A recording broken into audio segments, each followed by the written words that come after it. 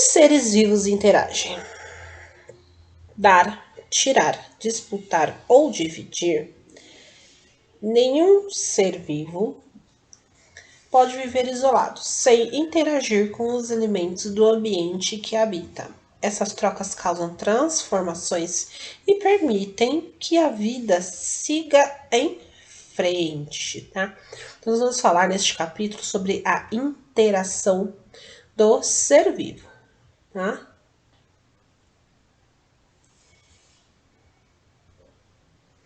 Então, nós temos aí, ó, para você, qual é o significado da palavra ecologia? Gente, nessas fotos a gente vê os alimentos apodrecendo. Para começar, analise as imagens destas páginas. Que transformação você observa? Eu acabei de falar aí para vocês que tipo de transformação. Na sua opinião, o que provocou essas transformações? A gente já aprendeu, né, o que provoca essa transformação. Você acha que essas imagens representam um exemplo da interação entre os seres vivos e o ambiente? Por quê? A dinâmica da vida. Nesta aula você refletirá sobre a interação dos seres vivos entre si com o ambiente. Quando os cientistas pensam na existência de seres vivos em outros planetas, uma das primeiras coisas que lhes vem à mente é a presença de água. Isso porque ela é considerada um elemento essencial à vida. Mas não é só a água que tem esse papel de destaque. Temperaturas adequadas e a presença de luz e de certos elementos no ar e no solo também são fundamentais para a existência da vida, tal como a conhecemos. Tá? Então aqui nós temos, né, duas paisagens totalmente diferentes, tá? Em um ambiente com pouca água, como o deserto, a quantidade de seres vivos é menor, se comparada, né, à floresta tropical. Por quê? Por causa da existência da água, né, gente? Ó, onde eu tenho água, eu tenho muitos outros seres vivos, né? Se eu não tenho, como que eles vão sobreviver? Existem alguns, sim, que são resistentes a esse cenário. Sim, mas não são muitos, né? A vida depende da vida. Para estar aqui, você dependeu da união de duas células reprodutivas, a de sua mãe e a de seu pai. Você então cresceu na barriga da sua mãe e dela nasceu. A mesma coisa aconteceu com seus pais e com os pais de seus pais, e assim por diante. À exceção do primeiro ser vivo que surgiu na Terra, todos os demais se originaram de um outro ser, tá? Então ele quis dizer assim que, com exceção lá, né, que nós temos lá Adão, né, e depois Eva, a partir daí todos os seres vivos, né, eles se originaram da união, né, de casais, tá?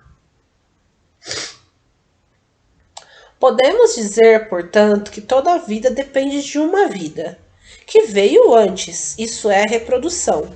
Muitas formas de reprodução exigem interação de dois indivíduos, como é o caso dos seres humanos. Em muitas espécies, as fêmeas disponíveis para a cópula podem ser um motivo de luta entre os machos, ou seja, há competição entre indivíduos de um mesmo grupo. Além da disputa por fêmea, há competição por alimento, água, luminosidade e território, tá, gente? Então, assim, os seres, né, eles, quando estão nos seus habitats naturais, eles precisam, né, se acasalar para que tenha essa propagação da espécie, né? E a partir daí, eles brigam também por questão de alimento, porque se não tiver alimento, né, não tem como. Água, luminosidade e o território deles, né, por questão da comida, né, então eles têm que ter um território que seja ali daquela família, tá? Mas não é só de batalhas que vivem os organismos, há também muitas relações de troca, em que ambos se beneficiam. O estudo das relações dos seres vivos entre si e com o ambiente é chamado de ecologia, tá? A troca entre os seres vivos pode incluir desde simples trocas de informações até aprendizados que passam de uma geração para outra, como o uso de instrumentos, né, como pedras, para quebrar a casca dura de certos alimentos, entre os macacos pregos. Então, aqui, gente, está mostrando a foto do macaco quebrando a casca do alimento com a pedra, né? E assim, é uma coisa que foi passado de pai para filho, né? E aí eles vão vendo o que os outros, né, os mais velhos fazem e vão fazendo igual.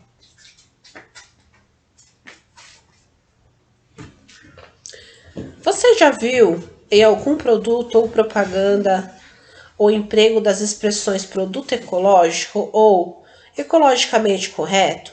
Sobre esse assunto, faça o que se pede. Dentre os termos a seguir, indique aqueles que melhor se aplicam ao que você entende das expressões destacadas no enunciado, tá? Então, a gente vai pensar sobre produto ecológico e ecologicamente correto, tá? Conservação. O que seria? Distúrbio, respeito, espécie, manutenção da vida, teia alimentar, recursos disponíveis e vida.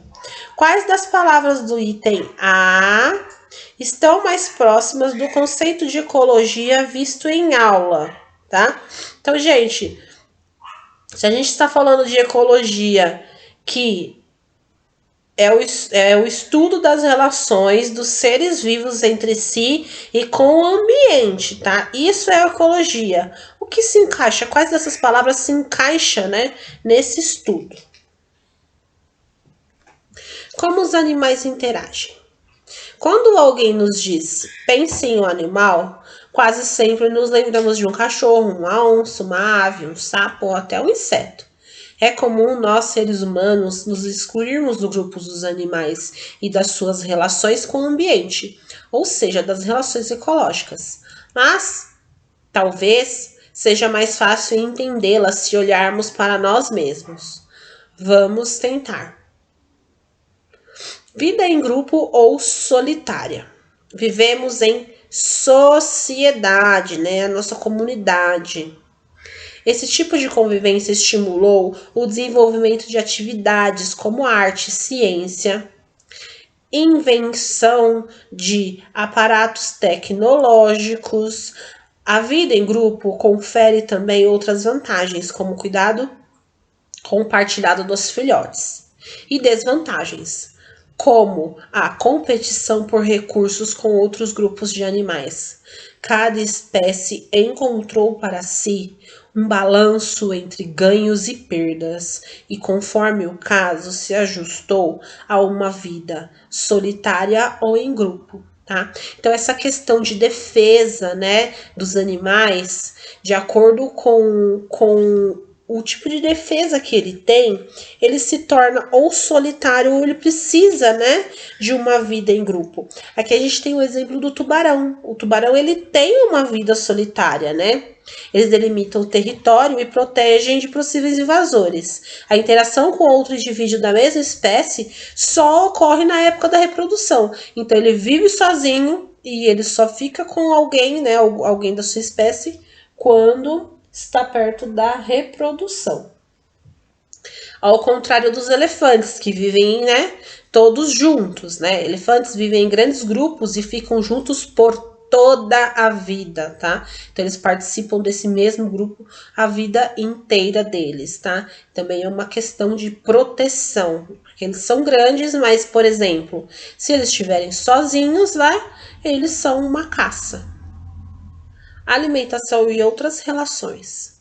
Comer é muito importante. Sem comida, não temos energia para manter o nosso organismo funcionando adequadamente, nem para realizar qualquer atividade. Nós precisamos nos alimentar de outros seres vivos, e isso vale também para todos os animais. O que varia de uma espécie natural para outra é o tipo de dieta. Ovípara, né, vem de ovo, carnívora, que vem de carne, ou herbívora, né, que vem daí dos vegetais. Há ainda animais que parasitam outros animais. Eles vivem obrigatoriamente associados ao hospedeiro, tá? Então, assim, o animal parasita é aquele que se alimenta de um outro animal, tá? Mas não é igual a gente comer a carne. Neste caso aqui, o animal está vivo, né? E ele se alimenta daquele animal que está ali produzindo, né, o alimento. Alimentando-se de partes dele ou de seus restos de comida. É o caso de piolho, né? O nosso amigo piolho. Ele fica aí ele é um parasita, ele fica aí na cabeça, né, nossa, e ele se alimenta do nosso sangue. Ele é um parasita, tá? A pulga também, ela se alimenta ali de nós seres vivos. E lombrigas, né? As lombrigas são aqueles bichinhos que ficam aí dentro da gente e, né, ela é um ser vivo também que se alimenta de nós. Existem animais como a capivara que só se alimentam de plantas, então elas são seres herbívoros. Já o suiriri cavalheiro alimenta-se de insetos que parasitam os mamíferos. Então vamos lá, vamos entender o que acontece aí. Então olha só, a capivara, né, isso é uma cadeia alimentar. A capivara, ela se alimenta de plantas, né? Esse passarinho aí, suiriri, ele se alimenta dos insetos que estão se alimentando da capivara. Então aí vocês já percebem essa questão dessa interação, né? E do que foi falado, que eu já li lá em cima, né?